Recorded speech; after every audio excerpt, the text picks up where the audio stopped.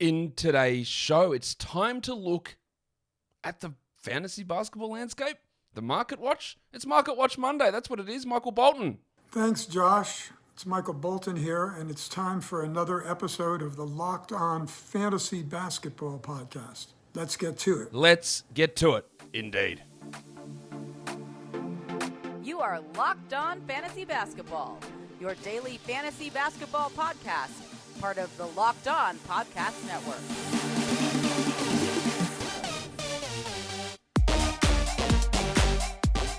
Hello and welcome to the Locked On Fantasy Basketball Podcast, brought to you by Basketball Monster. My name is Josh Lloyd and I am the lead fantasy analyst at basketballmonster.com and at Yahoo Sports Australia. And you can find me on Twitter, as always, at redrock_Beeble and on Instagram at Locked On Fantasy Basketball. Thank you for making Locked On Fantasy Basketball your first listen every day.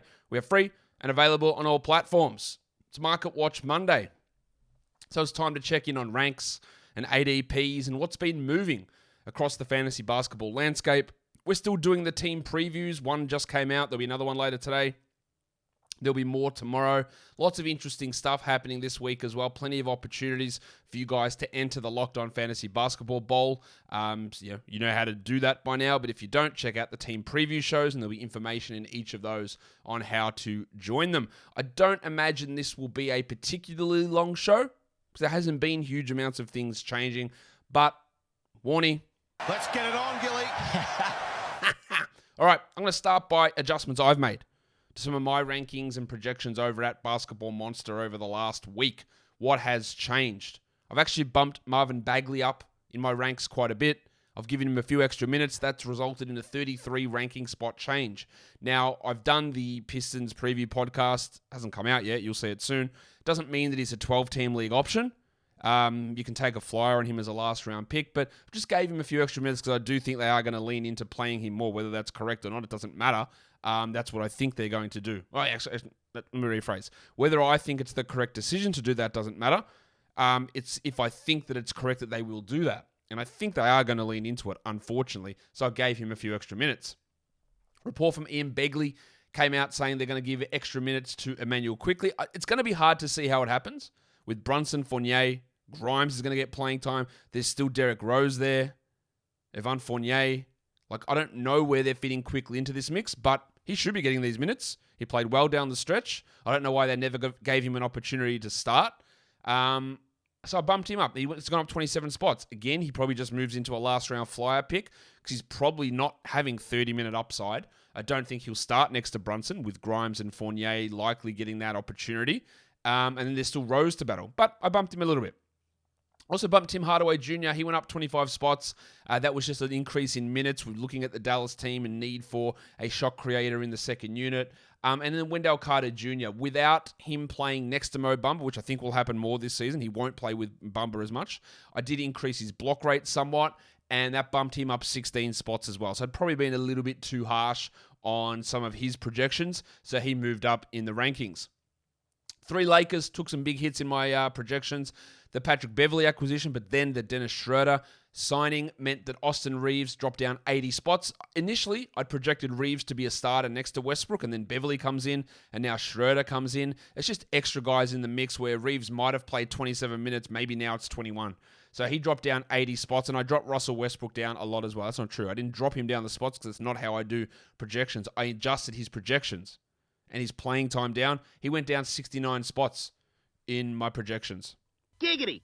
Because I do think there's a legitimate chance that they bring him off the bench, or even if he starts, he doesn't play 33 minutes, he plays 27 or 28, with Schroeder there, with Beverley there. Just so many guards. Kendrick Nunn, Lonnie Walker, Austin Reeves. So many guards on this team. So Westbrook copped it, and so did Kendrick Nunn, who I thought was a chance to start. He still might start. But now that Schroeder and Westbrook are going to take point guard minutes, Beverley's going to take more minutes at the 2, meaning the opportunities for Nunn to play 25, 26 plus at the 2 aren't there. Because now there's Lonnie Walker, there's Nunn, there's Beverley, there's Reeves. The upside, there's just too many guards. They need to move off from some of these guys. They're going to play some of them at 3, maybe, good luck. So that I dropped all of those guys down significant value. I also dropped Brandon Clark and his playing time down. I was probably a little bit overzealous with his playing time projection. That was with the assumption that Jaren Jackson's going to be out. And I still think Jaren Jackson is going to be out for a while. But if he's not, then Clark's projection looks too bullish. So he moved down 24 spots in my overall rankings because I just dropped the overall playing time down. Now, if Jackson doesn't come back to February, there is upside in Clark. But if he comes back in November, then Clark goes back and plays 21 minutes instead of 25 or 26. And then you don't want to waste a pick at pick 80 or pick 75 on Brandon Clark. So I did make some adjustments into his playing time because of that. We'll get into talking about some other adjustments in a second, but you guys would have had this problem. There's no doubt you would have had this issue where you're just paying money to subscriptions. You never know where it's coming from, or it's annoying to try and cancel it. I don't really want to have to call these guys or jump through these hoops and then wait on hold. It's just a complete pain. We know this. Now you can find out how much your subscriptions really cost with most people spending up to $80 a month on subscriptions. That's what you think you spend. But in reality, it's like over $200. That's right. You could be wasting hundreds of dollars each month on subscriptions you don't even know about. Rocket Money is there to help you get a handle on your subscriptions. The app gets all your subscriptions in one place and cancels what you don't want. It does it for you. Rocket Money can even find subscriptions you didn't know you were paying for. You may even find out you've been double charged for a subscription. To cancel a subscription, all you need to do is press cancel and Rocket Money takes care of the rest. Cancel unnecessary subscriptions with Rocket Money today. Go to rocketmoney.com/lockedon. Seriously, it could save you hundreds per year. That's rocketmoney.com/lockedon. Guys, it's time to look at some other changes. Now, there weren't many things that changed.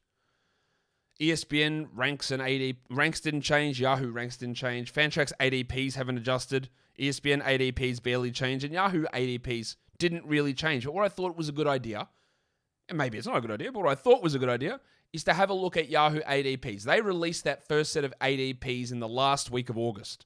We are now 4 weeks from that. So I thought it was a good idea to see trends, to see what has changed over those 4 weeks. The biggest rises, the biggest fallers. Does any of it make sense? Will they continue in that direction? So let's look at who has gone up in Yahoo ADP the most over the last 4 weeks. And I will tell you now, there is not one single surprise on this list. Actually, that is not true. There is one guy that's a surprise. The other guys on this list as the top risers are all players that I'm pretty sure I had on my Yahoo sleepers list to start the season because they were all ranked like an insane person would create fantasy ranks. And we know that the biggest single factor influencing ADP is the X rank that Yahoo puts out. And again, their X rank is based on, don't know, no one tells us. Category league, points leagues, gut feel, handsomeness, I got no idea. No one tells us what X rank is based on. And that heavily influences ADP. So when the initial X rank came out and there were guys ranked at crazy numbers, their ADPs were low. And now they've made a big adjustment to those ranks. The ADPs start to come in. So Isaiah Jackson's risen 41 spots. Now I'd argue maybe that's too far for him because you're taking him almost at a spot where you're assuming that Turner is dealt.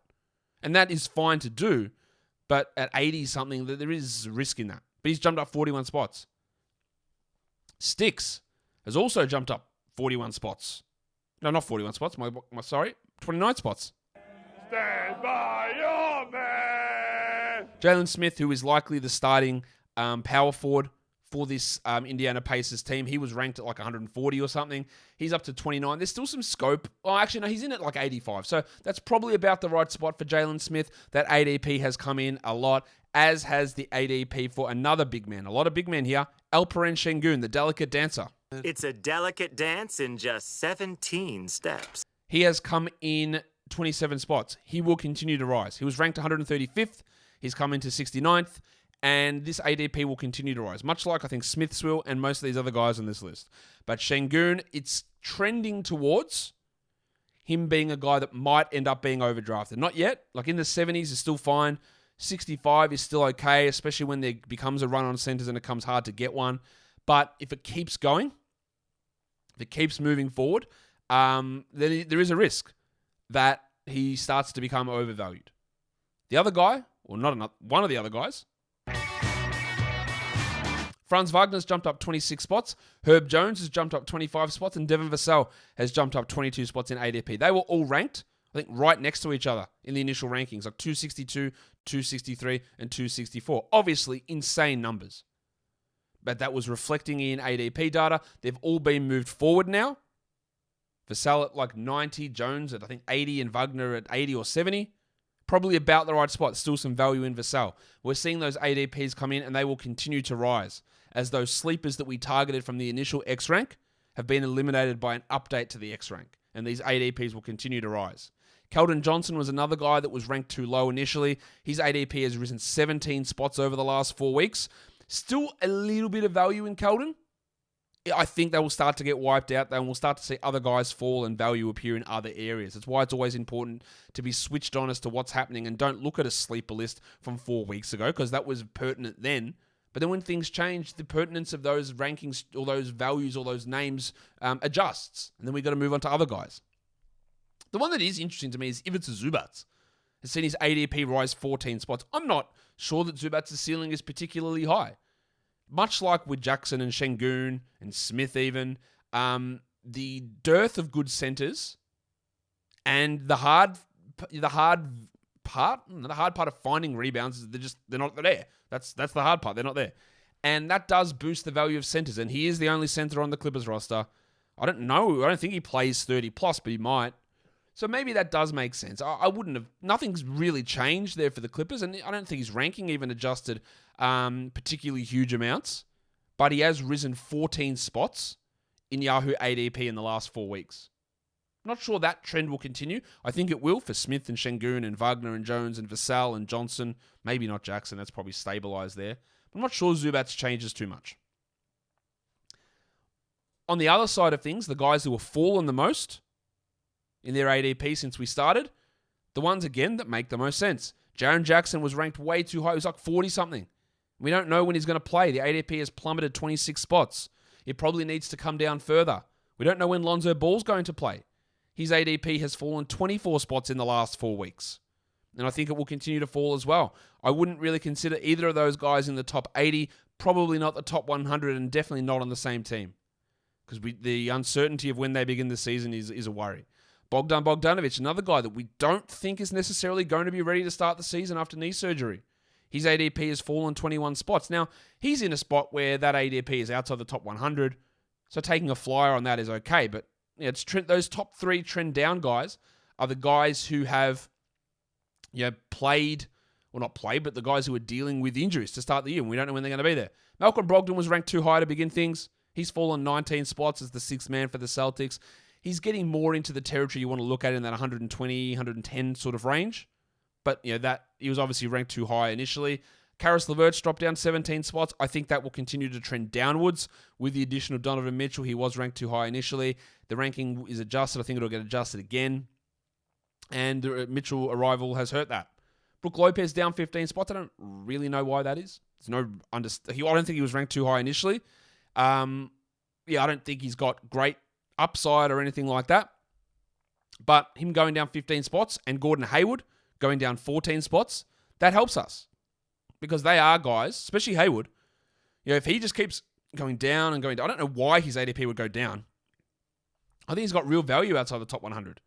But that's great. If it keeps falling, it means people are less interested. We can get him later. Same with Lopez. Again, it's hard to get centers. Not that he's a good rebounder, but a solid enough center who will play 26 minutes, maybe 27, and falling down. And the other one who's falling down is Rashawn Holmes. He's still going way too high. He shouldn't be drafted in any 12-team league. But his ADP has fallen 14 spots. It really should have fallen 60, 70 spots. I don't know why he was ranked that high. I don't know why he still remains that high. I don't know why people are still picking him in the 120 to 130 range. But he's fallen 14 spots. It's continuing to trend down. And I think that Jaren and Lonzo, LeVert and Holmes will continue to trend down. I don't think we will get it for Hayward too much. I don't think Lopez necessarily will trend. Bogdanovic might and Brogdon might, but they're sort of settling in, I think, to the areas they need to be at. And that's it. It's a short one. So much other content coming, though, of course. More team preview shows on the way. So don't forget to follow this podcast on Apple Podcasts, Google Podcasts, Stitcher, Spotify, and on the Odyssey app. If you're here on YouTube, thumb it up and leave your comments down below, guys. We are done here. Thank you so much for listening, everyone. See ya.